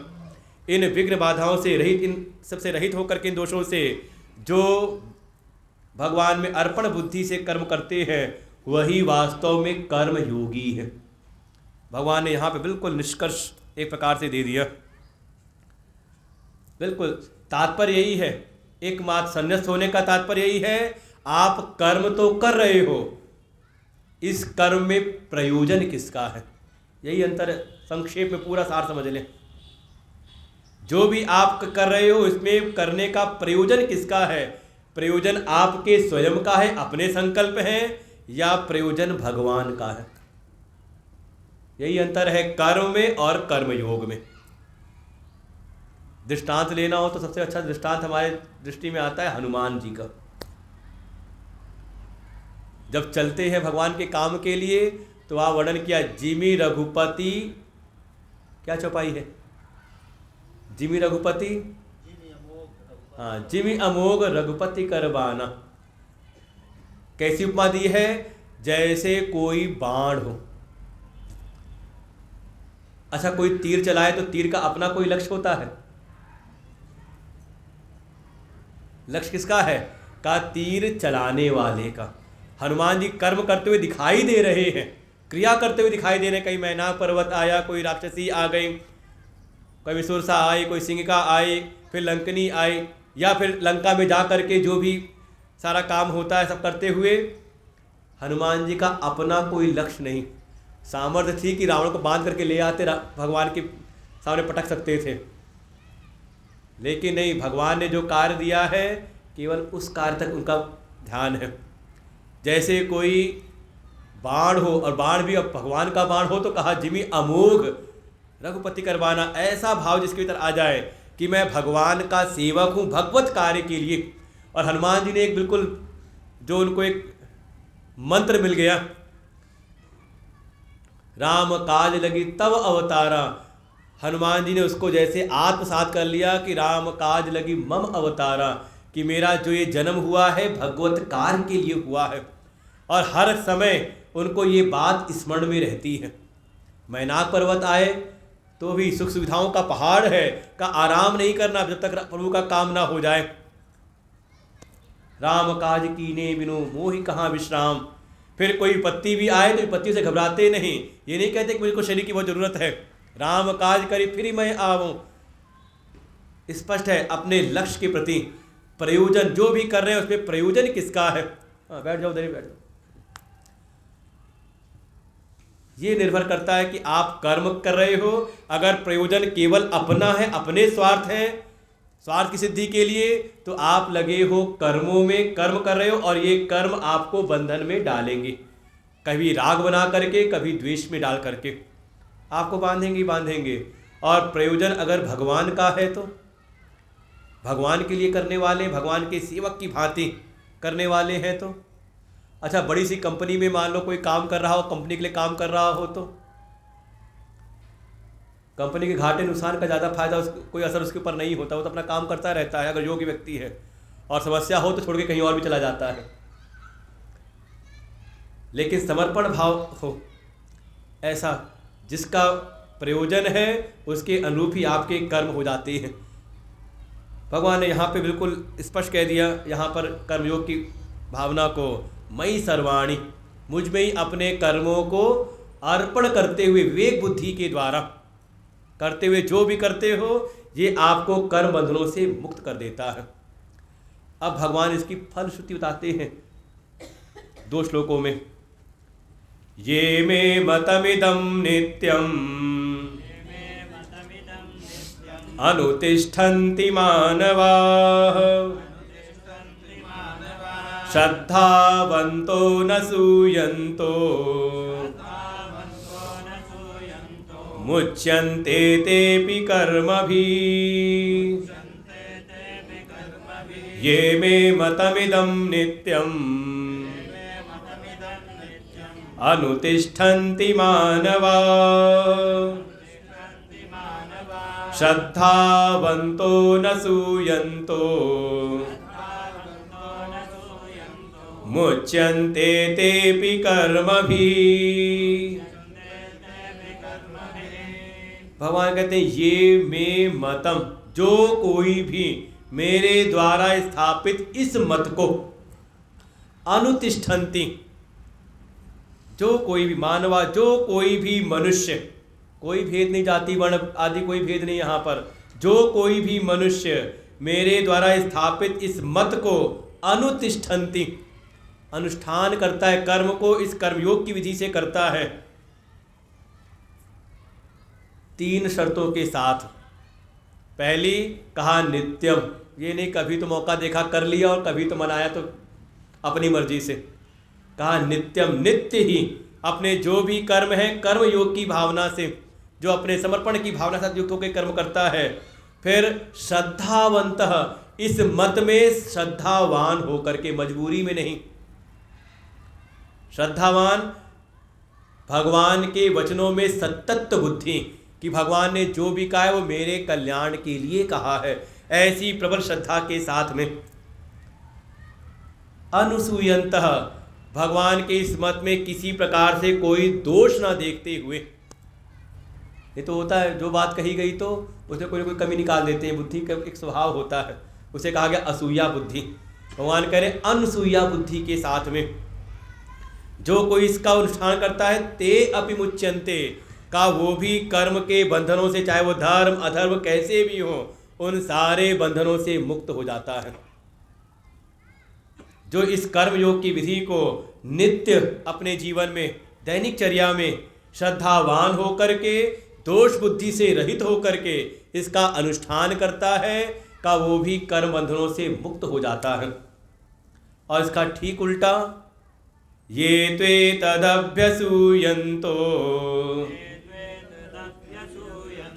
नानुतिष्ठन्ति मे मतम् सर्वज्ञान विमूढ़ांस्तान् विद्धि नष्टान चेतसः ये त्वे तदभ्यसूयन्तो नानुतिष्ठन्ति मे मतम् सर्वज्ञान विमूढ़ांस्तान् विद्धि नष्टान चेतसः। इसके ठीक विपरीत ये तू एतद, जो इस मेरे द्वारा स्थापित इस कर्म योग के विधान को, इन सिद्धांतों को न अनुतिष्ठन्ति, जो अनुष्ठान में नहीं, अपने जीवन में लेकर के नहीं आता। कारण क्या है? अभिसूयन्तः, इसमें हर प्रकार से दोष निकालते हुए कि ये बात ठीक नहीं है, ये ठीक नहीं है, दोष दृष्टि करने के कारण भगवान के द्वारा, उनके द्वारा स्थापित इस मत का जो अपने जीवन में अनुष्ठान नहीं करता, कर्म को कर्म योग की विधि से पालन नहीं करता, परिणाम कहा वो सर्व ज्ञान विमूढ़ान, ऐसा जो प्राणी है कहा वो सभी ज्ञानों में कहा वो मोहित सा रहता है। अगर इस कर्म योग की धारणा को जीवन में लेकर के न आए तो उसके सामने चाहे कितनी भी ब्रह्म आत्मा की चर्चा की जाए उसके समझ में कुछ आता नहीं। परमात्मा के तत्व की जो भी चर्चा है का उसमें सदैव वो मोहित सा ही रहता है, उसको स्पष्ट ज्ञान कभी होता नहीं। और ऐसा अचेत सा, ऐसा अविवेकी जिसका फिर कभी विवेक भी नहीं जगता, नित्य क्या है, अनित्य क्या है, सत्य क्या है, असत्य क्या है, जड़ क्या है, चेतन क्या है, उसका ऐसा कभी विवेक नहीं जगता। और ऐसा जो प्राणी है, हे अर्जुन, तुम उसको नष्ट हुआ ही जानो, तान विद्धि नष्टान, उसको तुम समझ लो उसका जीवन फिर नष्ट हुआ ही है, ऐसा उसको समझो। इसलिए इस मार्ग का अनुष्ठान करना चाहिए। मन के भीतर एक संशय ऐसा आया कि जब भगवान का बनाया हुआ विधान है तो क्या कारण है कि सब उसका पालन नहीं करते? कुछ उठाए ऐसे, कस्मात् पुनः कारणात् त्वदीयं मतम न अनुतिष्ठन्ति परधर्मम अनुतिष्ठन्ति स्वधर्मम च न अनुवर्तन्ते। जैसे मन के भीतर ऐसा संशय आया, भगवान ने जान लिया अर्जुन के मन की बात को कि अर्जुन ऐसा सोच रहे हो कि क्या कारण है कि आपके द्वारा स्थापित जो मत है, जो परम धर्म है, उसका अनुष्ठान कोई नहीं करता, और ना करके पर धर्म जो उसको नहीं करना चाहिए था उसका पालन करने लगता है। क्या उसको आपके शासन का, आपके प्रतिकूल जाने का क्या उसको भय नहीं लगता? भगवान उसका निराकरण करते हैं कि ऐसा क्या कारण है। 33वां श्लोक, सदिशं चेष्टते स्वस्याः प्रकृतिर्ज्ञानवानपि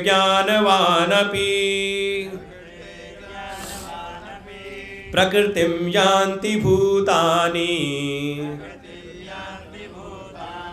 निग्रह किं करिष्यति। सदिशं चेष्टते स्वस्याः प्रकृतिर्ज्ञानवानपि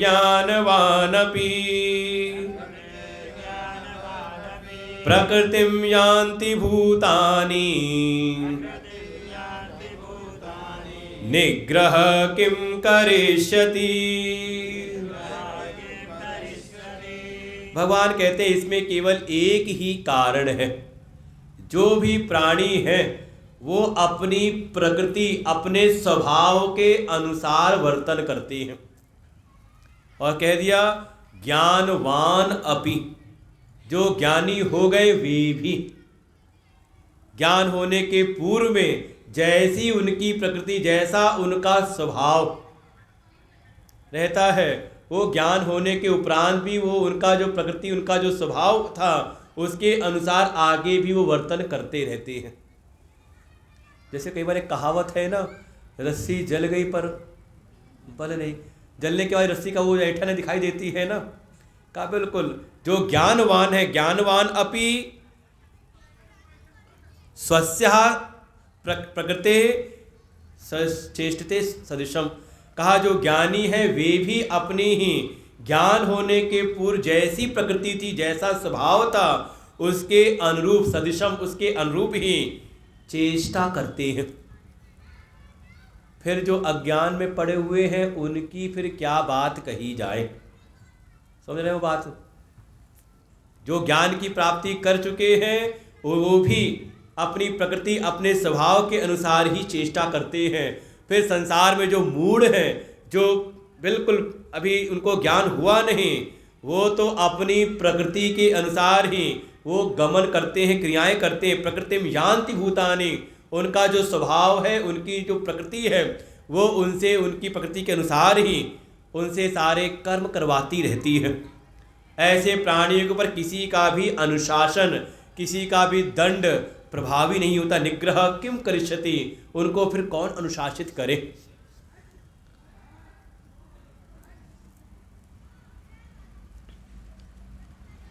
जैसे कोई चोर है, जानता कि नहीं जानता कि चोरी करना पाप है, गलत है,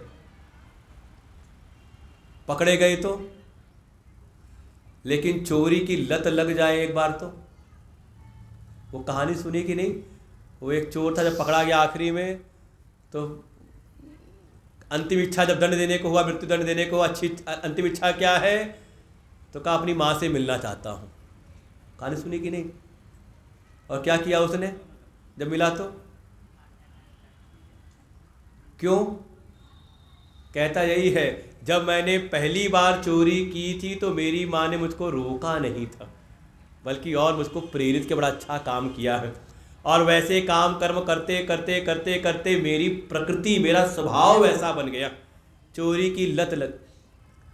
अच्छा, और देखें ये वास्तविकता है, आप कोई भी कर्म करते कोई भी क्रिया करते उसके दो फल होते हैं, एक उसका दृष्ट फल और एक उसका अदृष्ट फल। आपने कोई क्रिया की, कोई कर्म किया जो उसका निश्चित प्रयोजन था, उसका दृष्ट फल हुआ कि आपका वो कार्य सफल हो गया, फल मिल गया आपको। लेकिन साथ ही साथ चित्त के भीतर एक संस्कार बैठा कि नहीं बैठा कि ऐसे ऐसे कर्म करने से, इस प्रकार से कर्म करने से, इस विधि के साथ कर्म करने से ये फल की सिद्धि होती है। हुआ कि नहीं। अच्छा, ऐसे ही मान लो कोई असफल हो जाए तो एक तो दृष्ट फल हुआ कि जो उसका प्रयोजन था वो असफल हुआ, लेकिन अदृष्ट भीतर बैठा कि नहीं बैठा अगर समझदार व्यक्ति है कि अगर ऐसे ऐसे अगर ये प्रयोग करेंगे तो इसमें असफलता मिलेगी, इसलिए अगली बार इन चीज़ों का ध्यान रखना है कि नहीं। तो दोनों, एक उसका दृष्ट फल है और एक अदृष्ट फल है।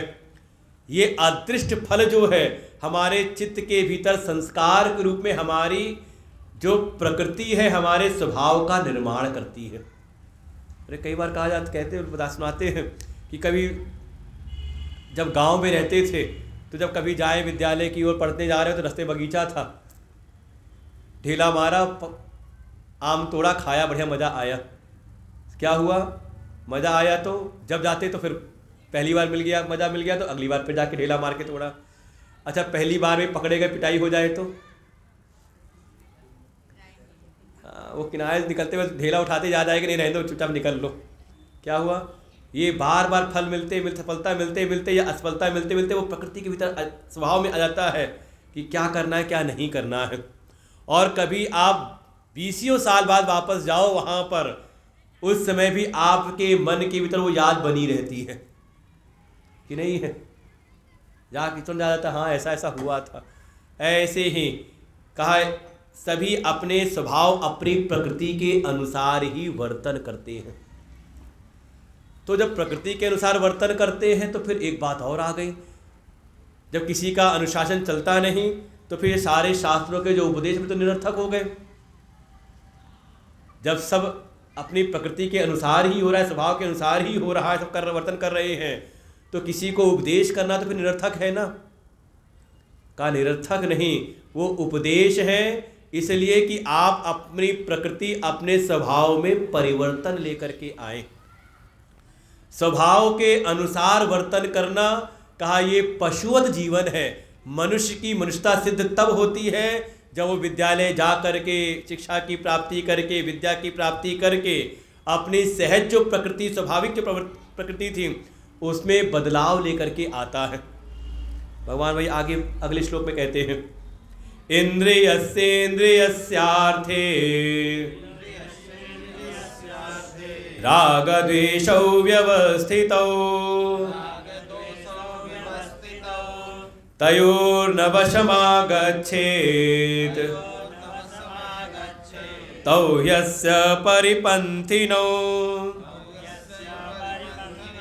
इंद्रियस्येन्द्रियस्यार्थे रागद्वेषौ व्यवस्थितौ तयोर्न वशमागच्छेत् तौ ह्यस्य परिपन्थिनौ। भगवान कह रहे हैं जो इंद्रियां हैं और इंद्रियों के जो विषय हैं, का इंद्रियों के विषय में राग और द्वेष, कहा ये व्यवस्थित है, स्वाभाविक है। अगर आँख खुलेगी तो रूप की ओर गमन करेगी, कान के सामने अगर कोई शब्द होगा तो कान उस पर ध्यान जाएगा ही जाएगा कान का। ऐसे ही ये जो भी इंद्रियां हैं ये अपने अपने विषयों में, कहा ये चेष्टा करती हैं। और अगर इंद्रियों के अनुकूल, इंद्रियां के आपके मन के अनुकूल विषय मिला तो उसमें हमारा सहज ही राग हो जाता है, हम चाहते हैं ये बना रहे। और प्रतिकूल हो तो अपने आप इंद्रियों को उससे हटाते हैं। जैसे अचानक कोई चीज़ ऐसी आ रही हो, आपको लगे कि हाँ आपके ऊपर आके चोट करेगी, तो आप अपने को बचाने का प्रयास, प्रतिकूल हुआ तो उसे द्वेष हुआ। कहा ये व्यवस्थित है, बिल्कुल स्वाभाविक है। तो हमारा कर्तव्य क्या है, कहा इसके वश में ना हो। तयोर न वशम आगच्छेत, ये जो स्वाभाविक प्रवृत्ति है का इसके हम वश में ना हो, यहाँ पे नियंत्रण करना अनिवार्य है अगर आपको आगे के मार्ग में पहुँचना है, श्रेष्ठ की तरफ आगे बढ़ना है तो। क्योंकि ये राग द्वेष ही श्रेष्ठ लक्ष्य का निर्धारण करके साधना करने वाले के जीवन में, ये राग द्वेष ही उसके साधन काल में परिपंथी के रूप में सामने आते हैं, बाधाओं के रूप में आते हैं। परिपंथी कहते हैं जैसे पहले व्यवसायिक लोग यात्रा करते थे तो रास्ते में कोई लुटेरे होते, लूट लेते थे, तो ऐसे ये राग द्वेष भी लुटेरे हैं जो हमारी शक्ति सामर्थ्य को लूट लेते हैं। जैसे मान लो शरीर में कोई रोग हो जाए, एक सहज प्रवृत्ति है कि हमें मीठा बहुत पसंद है, बिना उसके रह नहीं सकते, लेकिन शुगर बढ़ गई है तो क्या करोगे? डॉक्टर ने मना कर दिया कि मत खाना, क्या करोगे? मानोगे नहीं मानोगे? और डॉक्टर क्या कह रहा है? ये बात तो कह रहा है कि उसके वश में ना हो, जो इंद्रियों की सहज प्रवृत्ति हो रही है उस विषय में उस पर थोड़ा नियंत्रण करो, नहीं तो जीवन की हानि होगी। जो जीवन तुम्हारा कुछ लंबा चल सकता है, हो सकता है जीवन काल कम हो जाए, है कि नहीं? बिल्कुल व्यवहारिक है एकदम समझने के लिए। तो जो सारे शास्त्र हैं, जो शास्त्रों के उपदेश हैं, वो हमारे अपने जीवन को संयमित करने के लिए हैं। और भगवान बिल्कुल जो पहले कहा था उसको दोबारा याद करा रहे हैं जब कर्मयोग की सबसे पहले जब स्थापना की थी तो यही कहा था, यस्त्विंद्रियाणि मनसा नियम्य आरभते अर्जुन। जो प्राणी संस्कारित मन के द्वारा अपनी ज्ञान इंद्रियों को संयमित कर लेता है, वास्तव में वही कर्मयोग के मार्ग में आगे बढ़ता है। तो साधन मुख्य रूप से पहले यही है कि अपनी इंद्रियों को हम संयमित करें, इनको प्रारंभ में ही इसके वश में ना हो। इंद्री जो दिखाना चाहे वो ना हम देखें, बल्कि जो हम देखना चाहें वो इंद्री दिखाए।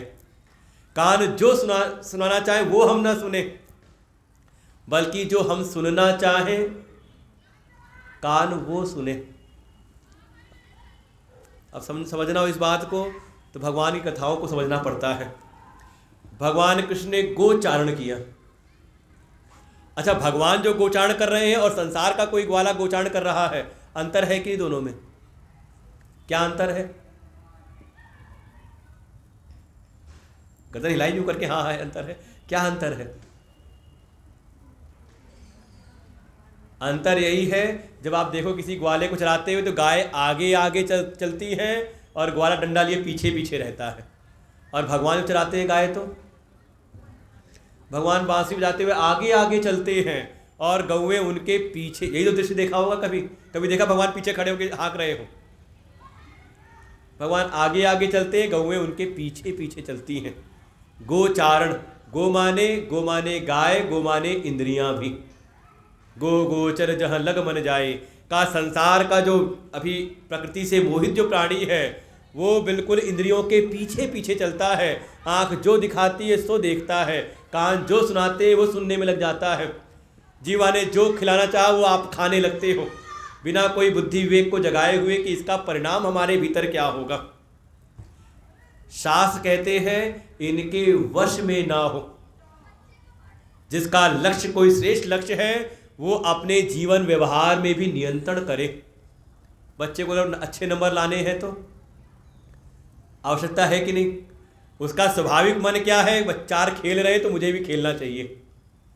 चार सबके सब मोबाइल में लगे हैं तो वो कल किसी ने वीडियो भेजा ऐसे ही, वो बच्चा पढ़ रहा है, उसका परीक्षा कल है, छोटा बच्चा है, परीक्षा है, ऐसे थप्पड़ मार रहा है अपने वो वीडियो में, अरे पढ़ पढ़ पढ़, तब तक थोड़ा रील देख लेता हूँ क्या हो रहा। और जहाँ एक बार शुरू किया तो कहाँ 1 घंटा निकल गया देखने में।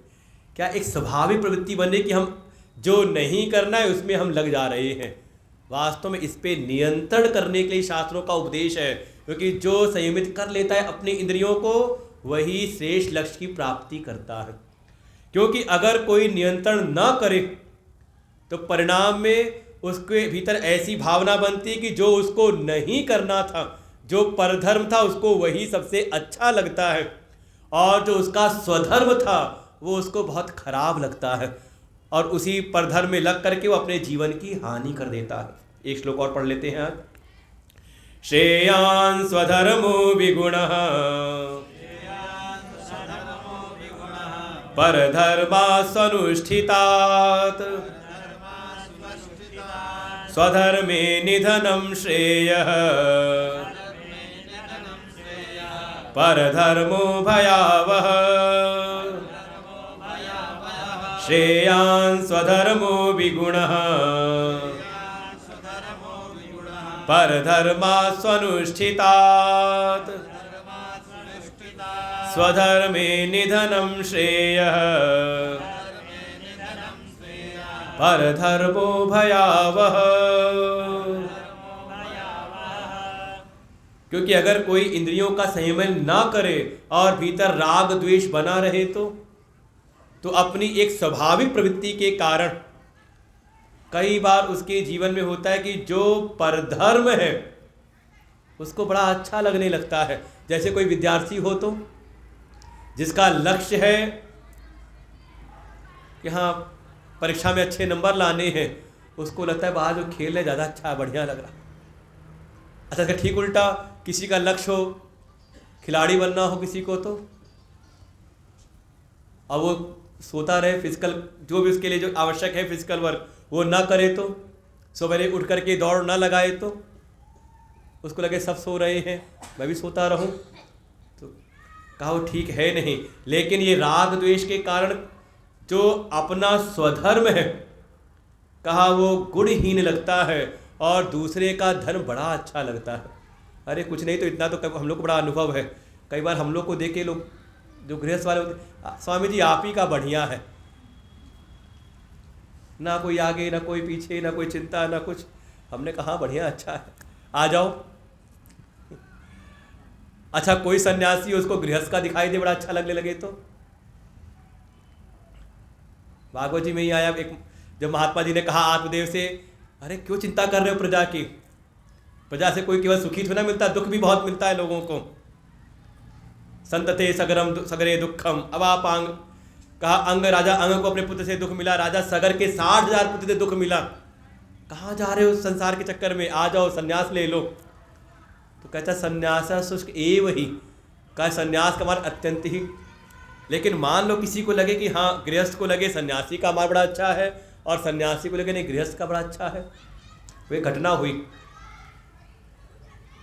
पूज्यपाद महाराष्ट्र स्वामी अखंडानंद जी महाराज जी के पास कुछ गृहस्थ के लोग, कुछ लोग गए निमंत्रण लेकर के, गुरुजी हमारे पुत्र का विवाह है, आप आइएगा शादी में आशीर्वाद देने के लिए, वर वधु को आशीर्वाद देने आइएगा। उन्होंने कहा मुझको मेरा जाना ठीक नहीं, मुझको मत बुलाया करो, मैं जाता होता नहीं कहीं।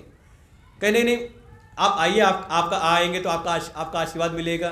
कहा नहीं वहाँ का माहौल बड़ा अलग सा होता है, रजोगुणी माहौल होता है। मान लो मैं पहुँचा वहाँ पर और कहीं वहाँ के माहौल को देख करके मेरे मन में कहीं कहीं आ गया कि ये घर गृहस्थी का ही काम कितना अच्छा है, तो ठीक नहीं होगा, मेरा मन भटक जाएगा। भक्तों ने कहा अरे नहीं स्वामी जी, अरे गुरु जी आपकी क्या महिमा, आपके भीतर कभी विकार आ जाए, ऐसा हो ही नहीं सकता। उन्होंने कहा मान लो मेरे मन में ना आए और मैं वहाँ जाऊँ, मेरे मन में तो कोई विकार ना आए, लेकिन जैसे ही मैं वहाँ पहुँचूँगा तुम सबके सब मेरे भक्त हो, वो जहाँ मैं पहुँचूँगा सबका ध्यान तो होगा दूल्हे दुल्हन के ऊपर, वर वधू के ऊपर, लेकिन मुझको आया देख के सब उनको छोड़ करके आ जाओगे मेरे पास में। वो जो घंटे भर से कैमरा फोकस किया था दूल्हे दुल्हन के ऊपर, वो भी कैमरा समझ जाए कि अरे देखो कोई सारे घर के लोग यहाँ लगे, तो वो भी आ जाएगा वहीं पर, सबका ध्यान आ जाएगा मेरे ऊपर, सब मेरे पास आ जाएंगे। वो कहीं बैठे बैठे दूल्हे के मन में ना आ जाए कि मैं तो एक दिन का दूल्हा बना हूँ, तब देखो सबका ध्यान उधर है, तो इससे तो अच्छा ये कि महात्मा बन जाऊँ, कहीं उसके मन में आ जाए तो। एक सहज होता है, अगर राग द्वेष भीतर बने हुए हैं, इंद्रिय संयम नहीं, तो कई बार जो दूसरे का जो धर्म है वो हमें अच्छा लगने लगता है, बशर्ते अपना जो स्वधर्म है। ये बिल्कुल जीवन में हर जगह, विद्यार्थी को, जो बच्चे होते हैं उनको बड़ों का जीवन अच्छा लगता है, बड़ों का जीवन बढ़िया है, ना कोई जिम्मेदारी, ना कोई परीक्षा, ना कुछ, ये रोज़ पढ़ो पढ़ो पढ़ो। अच्छा जो बड़े हो जाते हैं उनको लगता है बच्चे थे तभी अच्छा था, बढ़िया था। तो कई बार अपना जो धर्म स्वधर्म है वो गुण रहित लगता है दूसरे के गुण के सामने। भगवान कहते हैं बस यही सावधान रहना है, स्वधर्मे निधनम श्रेय पर धर्मो भयावह। गुण से युक्त दिखता हुआ भी, बड़ा गुणवान लगता हुआ ही पर धर्म जो है, उससे अपना जो स्वधर्म है, गुण रहित भी स्वधर्म, कहा वो श्रेय देने वाला है, अपने स्वधर्म में मरना भी श्रेय की प्राप्ति कराने वाला है, और परधर्म में आकर्षित होना, कहा वो अंत में भय देने वाला है। इसलिए अपने स्वधर्म में ही हम अपने स्वधर्म का निश्चय करें और अपने स्वधर्म का ही पालन करें। आगे हम लोग कल देखते हैं, अर्जुन का एक प्रश्न है, उसके बाद उसका उत्तर है, कल की समापन भी। ओम पूर्णमदः पूर्णमिदं पूर्णात् पूर्णमुदच्यते पूर्णस्य पूर्णमादाय पूर्णमेवावशिष्यते। ओम शांति शांति शांति। हरि ओम। श्री गुरुभ्यो नमः। हरि ओम।